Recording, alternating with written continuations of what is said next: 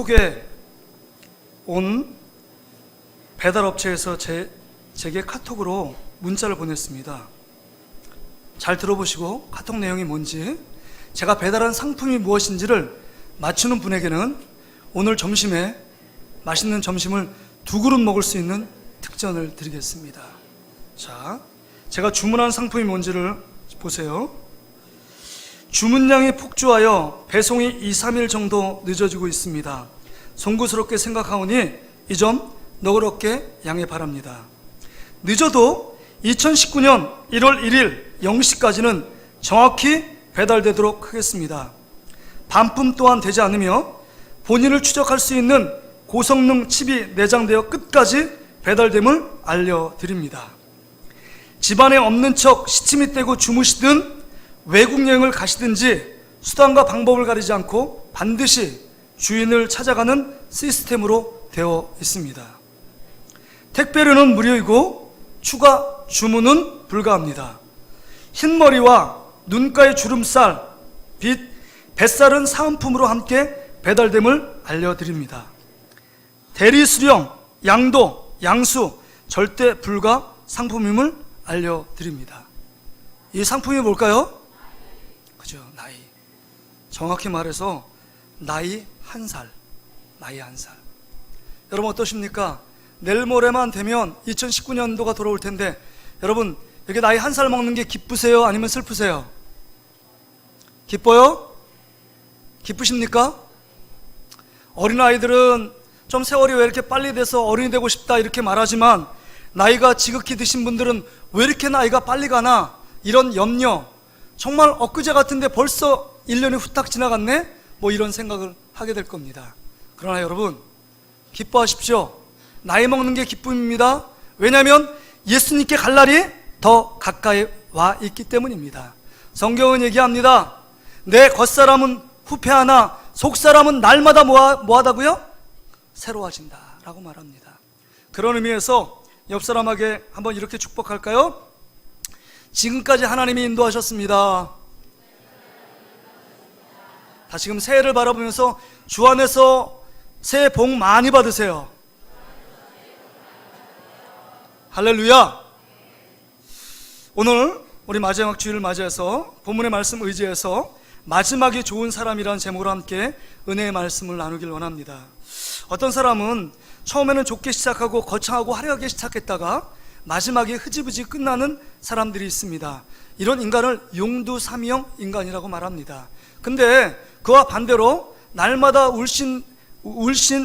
우일신이라고 해서 날마다 새롭게 나가는 사람도 있습니다. 처음에는 흐지부지 했는데 점점 시간이 더해갈수록 좋은 사람, 마지막에 더 아름다운 삶을 살아가는 사람도 있습니다. 바라기는 우리 동신교회 모든 사랑하는 성도들은 정말 마지막에 더 아름다운 사람으로 평가받는 그런 사람 되시기를 주의 이름으로 축복합니다. 여러분 올 한 해가 금방 갔잖아요. 2017년도 2018년 맞이해 송구영신 예배 드린 지가 우리 장로님 기도처럼 엊그제 같은데 벌써 내일이면 송구영신 예배를 드려야 될 시점에 와 있어요. 눈 깜빡할 사이에 1년이라는 세월이 훌딱 지나갔습니다. 그렇다면 여러분 우리의 생애 전반을 보세요. 우리가 나을 때, 어제 제가 돌된 분들 신방 갔었거든요, 친척에. 근데 1살짜리 돌 금방 갔대, 1년이요. 근데 여러분 보세요. 우리가 태어난 시점, 그 다음에 이제 죽음 앞에 들을 실점도 금방 가게 될 겁니다. 그렇다면 우리 인생 가운데 처음에 시작했던 우리의 마음의 결단이 지금 마지막까지 유지되고 있고 얼마나 하나님 앞에 결산하고 아름답게 드릴 것들이 있느냐, 우리 자신을 점검해 보아야 한다는 겁니다. 정말 이 시점 마지막 주일을 보내면서 하나님 앞에 우리는 어떤 평가를 듣고 있는가? 2018년 너 정말 열심히 달려왔어. 너 정말 유익했어. 하나님의 사람으로 유익했고 너 그 직분과 사명에 충성을 다했어. 이런 칭찬을 받을지언정 너 왜 이렇게 게을리하니? 너 못 쓰겠네? 너 이러면 안 되는데? 이런 평가를 듣지 않는 저와 여러분의 삶이 되시기를 주의 이름으로 축복합니다. 먼저 우리가 생각할 게, 처음에는 좋게 시작했는데 마지막에 좋지 않은 사람들의 유형이 있습니다. 특별히 구약의 대표적인 인물이 누구냐면 사울 왕입니다. 사울 왕은 원래 처음에 여러분 보세요. 그의 배경이나 그의 외모는 탁월하고 출중했습니다. 정말 그 모든 이스라엘 백성들이 정말 왕을 뽑아줄 때 저 사람입니다 라고 얘기할 정도로 여러분 그 외모, 그 다음 풍채, 풍기는 이미지가 너무 다른 사람하고 다른 그 이미지였습니다. 사무엘상 9장 2절에 보면 이렇게 얘기해요. 기스가 아들이 있으니 그 이름은 사울이라. 준수한 소년이라. 이스라엘 자손 중에 그보다 더 준수한 자가 없고 키는 모든 백성보다 어깨 위에 더하더라. 이렇게 말해요. 그러니까 외모적으로 보면 풍채가 다른 사람보다 장관하고 너무 준수한 인물입니다. 뿐만이 아니었습니다. 외적으로도 그랬는데 내적으로도 겸손한 사람입니다. 이스라엘 왕으로 세울 때 행구에서 숨을 정도로 겸손한 사람이었어요. 나는 왕을 할 수 있는 능력이 없는 사람입니다. 이렇게 출발했던 인물이 사울 왕이었습니다. 그리고 성령이 그 가운데 임하였고 그 초창기에 많은 일들을 감당했습니다. 그런데 점점 시간이 흐르면 흐를수록 그의 정적이 이방 나라가 아니라 다윗 한 사람이었습니다. 그 정적인 다윗 하나 주기 위해서 그의 모든 정치적인 역량을 집중하여 다윗을 죽이려고 했던 이 어리석은 가운데 빠졌던 인물이 사울이라는 사람입니다. 뿐만이 아닙니다. 블레셋 전투가 임했을 때 자기 힘으로 도저히 안 될 거라고 생각하여 하나님께 엎드려 기도해야 되는데 무당을 찾아가 점을 봅니다. 이런 어리석은 짓을 막 합니다. 그래서 사무엘상 31장에 그의 마지막 평가가 뭐냐? 블레셋 민족이 침입했을 때 그의 아들 요나단과 함께 그 아들 넷과 함께 거기서 죽임을 당하고 자기는 이방인들에게 죽일 수 없다 그래서 칼을 세워놓고 그 위에 몸을 엎드려 자살을 하여 삶을 마감합니다. 처음엔 참 좋게 출발했는데 마지막을 비참하게 끝나는 사울왕의 모습을 봅니다. 신약에 이거와 똑같은 대변되는 인물이 있습니다. 그 인물이 누굴까요? 예수님 측근이었던 가롯 유다라는 사람입니다. 여러분, 사도라는 그 영광스러운 직분 누구도 감당할 수 없어요. 하고 싶다고 해서 감당되는 게 아닙니다. 여러분, 요한계시록 21장에 보면 천국에 12문이 있다 그랬습니다. 12문 밑에 12기초석이 있는데 거기다가 12사람의 사도의 이름을 기록해 놓았다고 말합니다. 그렇다면 그 이름 가운데 가룟 유다 이름이 당당하게 들어갈 수 있었습니다. 처음에 출발은 너무 잘했습니다. 그런데 예수님을 쫓다가 탐심, 물질의 욕심이 눈이 어두워 여러분 예수님을 은30에 팔아넘기는 정말 어처구니 없는 일을 행합니다. 그래서 예수님이 평가가 뭐죠? 이 자는 나지 않았으면 좋았을 법했다라는 거예요. 사도행전 1장에 보면 이 가룟 유다의 최후가 정말 은30을 다시금 후회하고 정말 회개하지 않고 뉘우치고 회개해야 되는데 후회만 하고 은30을 성전에 던져버리고 피밭이라는 아겔다마라는 피밭 거기 가서 목을 매 여러분 자살을 합니다. 이게 처음엔 정말 좋게 시작했는데 하나님이 위대한 사도로 쓰임받을 수 있도록 하나님이 그를 임명했는데 그의 욕심이 그의 생각이 점점 변질되어가 마지막 비참한 최후를 맞이합니다.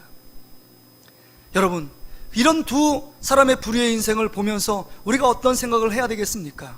하나님이 우리를 선택하여 영적인 사람, 하나님의 사람으로 우리를 불러주셨는데 정말 2018년 끝자락에 와 있는 우리의 삶 가운데 정말 주님을 의지하고 주님만을 바라보고 우리의 인생을 주님과 함께 동행하며 살아가는 인생인가? 그 모습이 이제 없고 육신적인 욕심만 남아있는 사울과 그 다음에 가룟 유다의 모습이 우리의 모습이라면 우리는 다시금 결단하고 회개하고 다시금 하나님께서 원하시는 마지막에 좋은 사람으로 주님 앞에 서야 할 것입니다. 오늘 본문의 내용은 이런 것입니다. 여러분, 이 바울이 이젠 2차 로마 감옥 가운데 투옥되어 있습니다. 이제 살 소망이 없습니다. 그 다음에 이제 이 로마 황제의 기독교인의 핍박은 점점 더 극치로 달아갑니다. 그런 상황 가운데서 지금 사도 바울이 이렇게 고백합니다. 4장 7절 8절 나는 선한 싸움을 싸우고 나의 달려갈 길을 마치고 믿음을 지켰으니 이제 후로는 나를 위하여 의의 면류관이 예비되었으므로 주 곧 의로우신 재판장이 그날에 내게 주실 것이요 내게만 아니라 주의 나타나심을 삼하는 모든 자에게도 그렇게 주신다고 말씀합니다. 이제 유언적인 서신을 디모데 후서 말씀을 쓰고 있습니다. 그러면서 오늘 본문에 지금 디모데에게 정말 개인적인 사적인 부탁을 하고 있습니다. 빨리 가서 지금 마가를 데리고 오라. 내가 정말 모든 사람이 떠났고 그 가운데 나와 함께하는 사람이 누가밖에 없는데 마음이 외롭고 쓸쓸하다는 것입니다. 나에게 큰 유익을 주었던 마가를 데려오라고 말합니다. 여러분, 마지막 유언적인 이 서신을 보면서 이거는 여러분 그냥 형식적으로 인사치레로 하는 말이 아닙니다. 이 마가가 너무나도 정말 자기의 마음을 유익되게 했고 기쁨이 되었고 자랑이 되기 때문에 마가 요한을 데려오라고 말하는 겁니다. 근데 여러분 오늘 본문에 보면 극명하게 대조되는 삶을 살고 있는 인물이 있습니다. 여기 보면 데마라는 사람이 있습니다. 데마는 처음에는 잘 시작했다가 마지막에 비참하게 끝납니다. 그러나 마가라는 인물은 처음에는 별 볼 일 없고 형편없었는데 마지막에 바울의 평가는 유익된 사람이라고 얘기하고 있습니다. 그렇다면 우리는 지금 어떤 길을 따라가고 있는가 하는 것입니다. 먼저 우리가 살펴볼 인물은 데마라는 인물입니다. 데마를 보세요. 데마는 이 세상을 사랑하여 나를 버리고 데살로니가 갔고 이렇게 얘기합니다. 그 다음에 그레스게는 갈라디아로, 디도는 달마디아로 갔다. 그레스게하고 디도는요 지금 사도 바울이 파송한 겁니다. 달마디아로 파송하고 갈라디아로 복음에 전하기 위해서 선교사로 지금 파송합니다. 그런데 여기 인물 유독 데마는 세상을 사랑해서 갔다는 겁니다. 데마가 어떤 인물이냐? 여러분, 데마는요 사도 바울의 동역자였습니다. 동역자는 말이 뭐죠? 복음을 전한 일에 한마음이 돼서 주님께서 맡기신 사명, 그 생명을 놓고 그 일들을 이루는 그 사명을 감당하기 위해서 쓰임받는 자가 여러분 데마였습니다. 그래서 여러분 빌레몬서 1장 24절의 말씀을 한번 보세요. 빌레몬서 1장 24절 같이 한번 읽어보겠습니다. 같이 읽습니다. 또한 나의 동역자 마가, 아리스타고, 데마, 누가가 문안하느니라. 빌레몬서에 얘기했잖아요. 나의 동역자가 누구예요? 마가도 있고 그 다음에 아리스타고도 있고 데마도 있고 누가도 있습니다. 그럴 정도로 정말 같은 마음이 돼서 같은 뜻을 갖고 주의 복음을 전하는 자가 누구였느냐? 데마였습니다. 처음엔 이렇게 시작했어요. 뿐만이 아닙니다. 골로새 4장 14절 말씀 보세요. 골로새 4장 14절 말씀에 보면 여러분 거기에서는요 이 사도 바울의 정말 오른편 왼편에 쓴 사람이 나옵니다. 누가와 데마니라고 얘기해요. 우리 골로새서 4장 14절 말씀 보세요. 같이 읽습니다. 시작. 사랑을 받는 의사 누가와 또 데마가 너희에게 문안하느니라. 여러분, 사도 바울의 마음을 시원케 했고 사도 바울의 일을 도와서 지금 누가와 데마니 그 위치에서, 동등한 위치에서 복음을 전하는 귀한 일들로 쓰임 받았다고 하는 겁니다. 그런데 왜 마지막에 그렇게 잘 나가던 이 데마가 지금 여러분 본을 보면 세상을 사랑하여 나를 버렸다라고 말합니다. 1차 투어까지 사도 바울과 함께 동행했습니다. 사도 바울이 뒷바라지를 했어요. 근데 2차 투어, 이 디모데후서 쓰고 있는 이때 2차 투어 당시엔 극심한 박해 가운데 사도 바울이 곧 죽을 것을 직감합니다. 이 데마가. 그래서 이제는 사도 바울과 함께 동역하는 일을 버리고 그렇게 했다가는 나도 함께 순교의 제물이 될 수밖에 없다는 사실을 깨닫고 그것을 버리고 세상을 향하여 가는 것입니다. 이게 데마의 일생이었습니다. 처음은 좋게 시작했는데 마무리가 좋지 않은 모습입니다. 그런데 여러분 아까 마가라는 사람을 보세요. 11절 보세요. 누가만 나와 함께 있느니라. 내가 올 때 마가를 데리고 오라. 그가 나의 일에 유익하니라. 마가가 유익했다고 말해요. 마지막 좋은 평가를 사도 바울이 하고 있습니다. 근데 여러분 마가라는 사람은 처음부터 그렇게 좋은 사람이 아닙니다. 굴곡진 인생을 살았어요. 누가는 처음도 좋았고 마지막도 좋았지만 여러분 이 마가라는 인생은요 굴곡진 인생을 살았어요. 마가가 사도 바울이 회심한 이후 1차 선교 여행을 떠납니다. 그때 누구와 떠났냐? 안디옥 교회를 통해서 바나바와 바울이 파송을 받습니다. 근데 바나바의 생질인 마가를 같이 데려갑니다. 마가 요한이에요. 같이 데려갔는데 그 낯설고 무설근 그 세계 가운데 복음을 전하기 위해서 생명을 내두며 사투를 벌이는 그 순간에 사도 바울이 거기에 그 일들을 감당하고 있는데 여러분 한 사람이 얼마나 귀합니까? 한 사람의 동역자, 한 사람의 마음을 맞춰서 그 선교지에서 함께 복음을 전하는 게 얼마나 귀해요. 그런데 여러분 이 마가는요 자기 욕심이었는지, 아니면 마음에 들지 않았는지, 아니면 여러 가지 시험 때문에 정말 고통 가운데 있어서 그 사역이 싫었든지 정말 알지 못하지만 상의 없이 그냥 다시금 예루살렘으로 돌아버립니다. 그래서 그 순간에 이 사도 바울의 사역 가운데 큰 상처를 주고, 그 사도 바울의 사역 가운데 정말 이 마가는 참 무익했다, 이런 생각을 들 정도로 마음에 고통을 준 인물이 마가 요한입니다. 그래서 이 일들 때문에요, 여러분, 이제 선교 2차 여행을 가는데 바나바와 바울이 싸웁니다. 싸우는 이유는 한 가지예요. 바나바는 마가를 데려가자는 겁니다. 그런데 바울은 어떻게 1차 여행 중에 그렇게 허락도 없이 자기 마음대로 뜻대로 한 사람을 어떻게 데려가냐는 거예요. 마가 요한을 데리고 가지 않습니다. 그래서 분리가 됩니다, 선교단이. 그래서 바나바는 마가를 데려가고 바울은 누구를 데려가냐? 실라를 데려갑니다. 그런데 그 이후로 20년의 세월이 흘렀습니다. 20년의 세월이 흘렀어요. 세월이 흐른 다음에 지금 이 바울이 마지막 유언처럼 하는 말이, 그가 나의 일에 유익했다, 나를 인간적으로도 위로자고 정말 나의 자랑거리고 하나님 편에서도 봐도 영적으로도 유익한 사람이라는 평가를 받고 있습니다. 마지막이 찬란한 빛처럼 그렇게 아름답게 평가되고 있는 인물, 이게 마가 요한의 인물입니다. 그렇다면 우리에게 질문이 있어요. 20년 동안에 무슨 일이 있었을까? 어떻게 마가 요한이 이런 반전의 역사를 쓸 수 있었을까 하는 겁니다. 처음에는 별로 형편없고 무익한 것처럼 보이고 바울에게 상처를 주고 실망을 주고 절망을 주었던 인물이 이젠 새롭게 마지막에 좋은 결말, 좋은 이미지로 자리매김할 수 있었느냐 하는 것입니다. 궁금하지 않으세요, 여러분? 별로 안 궁금하세요? 우리 성도는 너무 과묵하시고 너무 거룩하셔가지고. 자, 여러분, 왜 그랬을까? 여러분, 말씀을 통해서 세 가지를 생각할 수 있습니다. 첫째는요, 여러분, 그 옆에, 이 마가 요한 옆에 누가 있었느냐? 항상 영적으로 돌보는, 기도하는 어머니가 있었습니다. 그 사도행전 12장에 보면 마가 요한의 어머니가, 여러분, 초대교회 형성하는, 결정적으로 형성하는 그 모든 초대교회 그 장소를 공개해요. 그들이 예배하고 기도하는 장소를 공개합니다. 그래서 여러분, 120문도가 모였던 그 장소를 무슨 장소라고 그러죠? 마가 요한의 다락방, 이런 얘기잖아요. 마가 요한의 집이 원래는 정확히 말해서 마가 요한의 소유가 아니라 마가 요한의 어머니의 소유예요.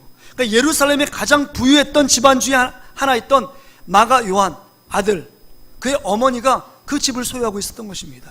그래서 교회를 위하여 예배 장소, 기도의 처소로 여러분 준 것입니다. 그렇다면 그 마가 요한의 어머니가 얼마나 많이 기도했겠어요? 얼마나 영적인 사람이겠습니까? 이 마가 요한을 위해서 얼마나 눈물로 기도하며 씨를 뿌렸겠습니까? 기도하는 어머니를 둔 자녀들이 결코 망하지 않을 줄 믿습니다. 성 어거스틴은요, 정말 젊었을 때 정말 방탕한 탕자였습니다. 그런데 그 어머니 모니카가 날마다 기도하는 가운데 있을 때 그 어거스틴이 성 어거스틴이 되는 놀라운 역사를 이루는 것을 보게 됩니다. 그렇습니다. 옆에서 늘 위에서 기도하는 어머니가 있었어요. 뿐만이 아닙니다. 두 번째는요, 기도로 섬기는 어머니가 있었고 그의 삼촌이 누구라 그랬죠? 바나바였습니다. 1차 전도여행, 2차 전도여행을 같이 따라가면서 바나바의 은사가 뭐죠? 옆에 사람을 힘들어하고 어렵고 실수하고 그 다음에 배신하고 이런 사람들을 다시 세우고 건면하고 위로해주는 역할을 했던 인물이 바나바예요. 여러분, 바나바가 있었기 때문에 바울이 존재하는 것입니다. 바울이 회심한 이후로 그 사도들이 경계의 눈초리를 한 명도 사도 바울을 인정하지 않는 겁니다. 그럴 때 정말 이 바나바가, 권위를 받고 있는 이 바나바가 초대교회에 정말 역사의 주무대에 등극할 수 있도록 여러분, 이 바울을 잘 가이드하고 인도합니다. 그러니까 역사의 주무대에 바나바는 사라지고 그 다음에 바울이 하나님 안에서 역동적으로 사역할 수 있도록 길을 열어준 인물이 누구냐? 바나바였습니다. 바나바의 인생을 따라간 인물이 마가예요. 삼촌이 어떻게 살아왔는지를 본 것입니다. 1차 선교여행, 2차 선교여행을 통해서 위로하고 공면하고 힘들고 지쳐있고 낙심된 영혼들을 세워주고 위로해주고 용기를 주고 손잡아준 인물, 그 삼촌을 따라 자기도 그 뒤안길을 걸어간 것입니다. 사람들은요 완벽하지 않아요. 연약합니다. 그래서 실수하지 않기를 원하지만 실수하는 게 우리 인간의 본연의 모습이에요. 그다음 허물이 있습니다. 연약함이 있어요. 죄지지 않기로 결단하고 다짐하지만 여러분 일주일 동안 다시금 돌아왔을 때 여러분의 모습은 어때요? 죄짓고 패배자의 모습으로 우리가 올 수밖에 없는 게 우리 인생이에요. 마음도 정말 힘들고 마음도 부딪히고 그럴 때 바나바 같은 인물이 손잡아주고 그래 다시 한번 하나님 바라보자, 위로자는 하나님이야 라고 말해주는 그 인물, 얼마나 큰 힘이 되겠습니까? 그런 인물을 통해서 이제는 바울을 배신했던 이 마가가 여러분 오늘 마지막에 20년이 지난 이후로 이제는 바울에게 그 뇌리 속에 정말 아름다운 모습으로 기억되는 반전의 역사를 쓸 수 있었다고 하는 것입니다. 여러분 아까 기도의 어머니가 있었고 섬김의 은사를 가진 바나바가 있었고 세 번째는 영적인 가마, 정말 성경적인 어떤 그 가르침을 주셨던 인물이 세 번째 인물이 있었습니다. 마가를 변화시킨 인물, 마지막을 아름답게 세울 수 있는 그 비결 중에 하나인 베드로가 있었습니다. 예수님의 12제자 중 수제자로서 베드로와 함께 동역하는 가운데 예수님이 행하신 놀라운 사역들을 마가에게 이야기합니다. 마가에게 이야기한 모든 이야기를 여러분 마가 복음을 기록하는 귀한 인물로 성장하게 된 것입니다. 마가가 베드로가 예수님께서 하신 모든 일들을 일거수일투족을 보면서 말씀을 기록해요. 그래서 얼마나 마가복음이 역동적이고 생동감 있느냐, 즉시 곧이란 말을 40번 이상 쓰고 있어요. 현장감 있게 쓰고 있습니다. 현장으로 막 쓰고 있어요. 그거를 마가가 이 베드로의 영향을 통해서 예수님께서 어떻게 행하셨는지를 보고 따라가고 그 말씀을 기록한 것입니다. 얼마나 여러분 성령이 충만했고 얼마나 영적으로 믿음이 견고해지고 담대해졌습니까?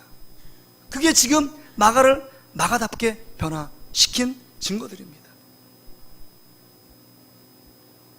베드로전서 그래서 5장 13절에 이렇게 말씀하고 있습니다. 베드로가 이렇게 얘기해요. 화면을 보고 같이 한번 볼까요? 같이 한번 읽습니다. 시작.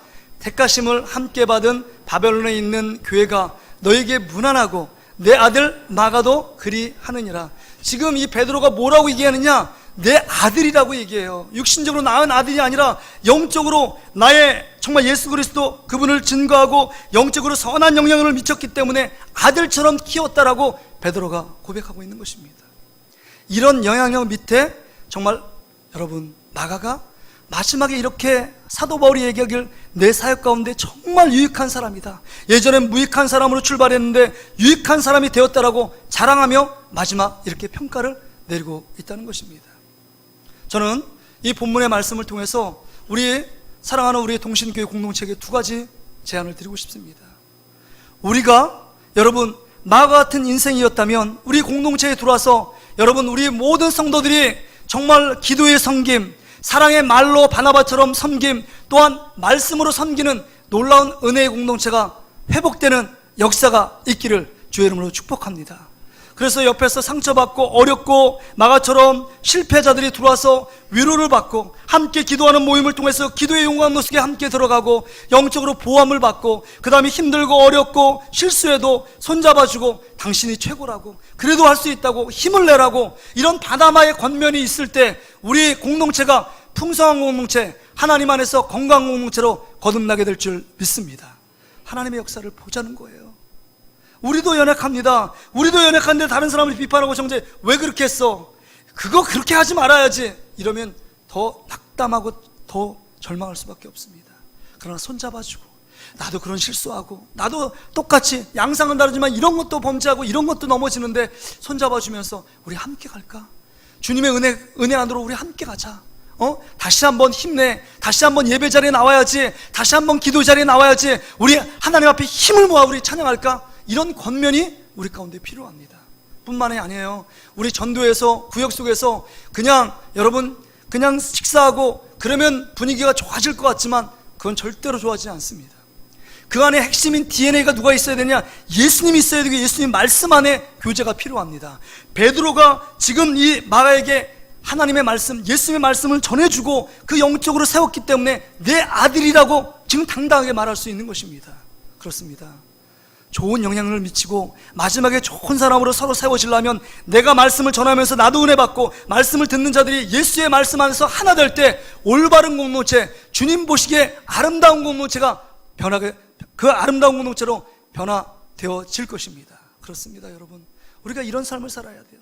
우리 공동체가 2018년을 마무리하면서 정말 기도하는 공동체, 섬김의 공동체, 말씀으로 권면하는 공동체가 될 때 우리 안에 모든 사람이 마가같이 처음은 형편없이 출발하고 보잘것없이 출발하지만 점점 시간이 흐르면 흘러갈수록 마지막으로 치달으면 치달을수록 더 하나님과 사람 앞에 좋은 평가를 받는 놀라운 축복의 사람으로 우뚝 서시기를 주의 이름으로 축복합니다. 여러분, 두 번째 권면이에요. 두 번째, 여러분 여기서 보면 데마가 여기 이렇게 얘기해요. 데마는 이 세상을 사랑하여 나를 버리고 데살로니가 갔다 그랬습니다. 세상을 사랑했다라는 말이, 사랑이란 말이 아가페오입니다. 근데 이 아가페오는 하나님의 사랑을 아가페라는 사랑이거든요. 육신적인 사랑 에로스라고 얘기하잖아요. 뭐 우정, 필레오 이렇게 얘기하는데 어떻게 이 사랑을 아가페오 사랑으로 세상을 향하여, 이 말은 하나님처럼 세상을 끔찍하게 사랑했다는 거예요. 끔찍하게 사랑했다는 겁니다. 이거와 반대적인 개념이 여러분 4장 8절에 보세요. 4장 8절 하반절에 보면 그날에 내게 주실 것이요 내게만 아니라 주의 나타내심을 사모하는 모든 자에게도 아니라, 이때 사모하다는 말이 아가페라는 단어가 갖고 있는 어원을 갖고 있어요. 그러니까 주님의 나타나심, 주님을 사랑하는 자에게 사도 바울이 받았던 축복들을 함께 누리게 될 것이다, 이렇게 말하는 거예요. 지금 사도 바울은 하나님을 사랑함으로 주의 나타나심을 기대하며 소망하고 있는데, 지금 데마는 세상을 끔찍하게 하나님 사랑하듯이 사랑한 것입니다. 이 말 안에 우리가 마지막을 하나님 앞에 좋은 평가, 좋은 사람의 평가를 들으려면 여러분 순간을 붙잡고, 찰나를 붙잡고 영혼을 놓치는 사람, 육신을 붙잡고 영혼을 놓치고 또한 현실을 붙잡고 천국을 버리는 어리석은 자가 되지 말아야 합니다. 우리의 모습이 어때요? 세상은요, 세상을 사랑하면 아버지 사랑이 그 안에 있지 않대요. 뿐만 아니라 육신의 모든 것은 육신의 정욕과 안목의 정욕과 이 생의 자랑 가운데 점철된 인생이다 라고 말해요. 그러니까 요한일서 2장 17절에 이렇게 요한 사도가 결론을 냅니다. 우리 요한일서 2장 17절 말씀 같이 한번 읽어볼까요? 시작. 이 세상도 그 정욕도 지나가되 오직 하나님의 뜻을 행하는 자는 영원히 거하느니라. 하나님의 뜻을 행하는 자는 영원히 거한대요. 이 세상은 순간적이에요. 화려하고 어떻게 보면 웅장해 보이는 그것을 탁 삼키다 보면 영원한 세계를 놓칠 수 있다는 것입니다. 이게 사자성어로 소탐대실이에요. 작은 것을 탐하다가 큰 거를 잃어버린다는 겁니다. 천국을 버리는 어리석은 자가 될 수 있다는 겁니다. 처음에는 그렇게 영적인 사람들이 지금 세상의 육적인 것을 붙잡고 순간적인 쾌락과 순간적인 기쁨을 바라보다가 영원한 것을 놓치는 이 어리석은 데마의 길을 따라가고 있느냐 하는 것을 우리는 점검하고 다시 한번 우리 삶을 확인해야 합니다. 우리는 어디를 가고 있는가 하는 겁니다. 영혼을 바라보며 살고 있는가 하는 것입니다. 천국을 소망하면서 이 현실 세계를 살아가고 있는가 하는 겁니다. 현실만 붙잡고 천국이 보이지 않는 인생은 없습니까? 정말 순간적인 모든 삶에 매여 있어 영원한 세계를 바라보지 못하는 어리석은 자가 있다면 다시 한번 영혼의 눈이 띄어져 주님을 바라보고 예수 그리스도를 바라보는 놀라운 역사가 있는 저와 여러분 되시기를 주의 이름으로 축복합니다. 아까 말씀드렸던 건 고린도후서 4장 14절 16절에 이렇게 말합니다. 정말 우리 인생 겉사람은 후패한다, 근데 속사람은 날로 강건해진다 라고 말하면서 4장 16절에, 고린도후서 4장 16절에 이렇게 얘기해요. 같이 한번 읽어볼까요? 4장 16절입니다 읽습니다. 시작. 우리가 주목하는 것은 보이는 것이 아니요 보이지 않는 것이니 보이는 것은 잠깐이요 보이지 않는 것은 영원함이라. 여러분 지금 보여지는 세상은 잠깐입니다. 보이지 않는 하나님, 천국, 예수 그리스도 영원한 것인 줄 믿습니다. 이 영원한 것을, 천국을 바라보며 그것을 붙잡지 않으면 우리는 세상을 향해 나아갑니다. 세상을 향하여 성령으로 시작했다 육체로 끝나는 사람이 많다는 겁니다. 그러기에 오늘 마지막이 좋은 인생이 되려면 우리가 지금 무엇을 붙잡고 무엇을 생각하며 어떤 가치를 붙잡고 나가고 있는가 하는 것입니다. 말씀을 정리합니다. 짐 엘리엇 선교사가 있습니다. 아스카 부족에게 순교를 당했습니다. 복음도 제대로 한번 전해보지 못하고 순교를 당했습니다. 근데 그가 남긴 유명한 말이 제 뇌리에 아직도 생생해요. 뭐라고 얘기하느냐? 화면을 띄워줘도 괜찮습니다. 뭐라고 영원한 것을 여러분 얻기 위하여 영원하지 않은 것을 버리는 자는 결코 바보가 아니래요. 멍충이가 아니래요. 영원한 것을 얻기 위하여 영원하지 않은 것을 버리는 자는 결코 바보가 아니래요. 우리는 영원한 것을 붙잡고 있느냐 하는 겁니다. 영원하지 않은 것을 2018년도에 애쓰고 그것을 위해 시간을 들이고 물질을 들이고 우리의 모든 정력을 낭비하고 있지는 않았는지를 돌아보아야 합니다.